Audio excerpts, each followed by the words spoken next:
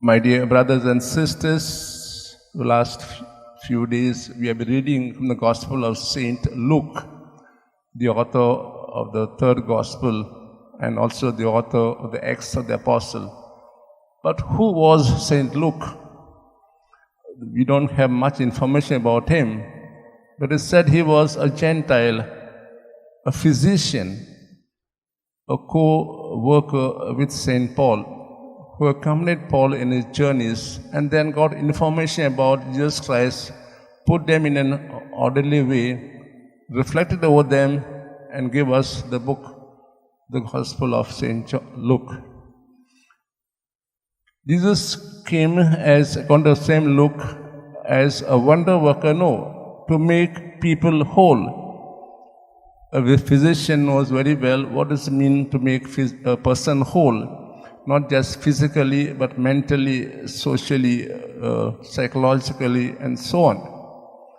So Luke projects Jesus, so-called, as a healer, healing people, making them whole.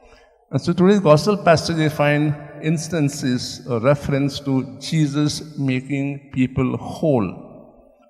Why whole? Because God had created us whole in His image and in His likeness.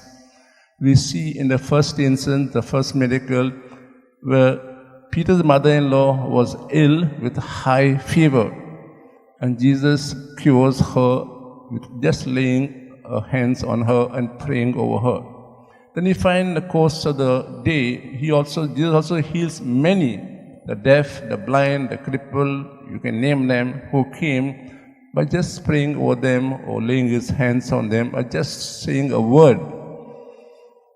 So Jesus came to make people whole. But from where did He get the strength to make people whole? We heard in the Gospel that evening, early morning, He would be by Himself with the Father. This from Father He drew His spiritual energy to make people whole. We too are called to make people whole, physically, spiritually, mentally, psychologically. But from where do we get our strength? That what we have learned in our books, the degrees, is it enough? I'm sure not enough. We need the touch of God.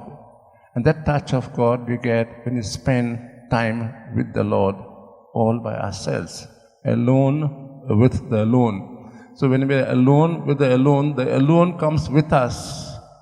When we interact with people and through our smile, this is a kind word, we make people whole. Let's pray for the grace for all of us that we spend some time every day with the alone. And after being with the alone, we take the energy that comes within us to touch people and make them whole.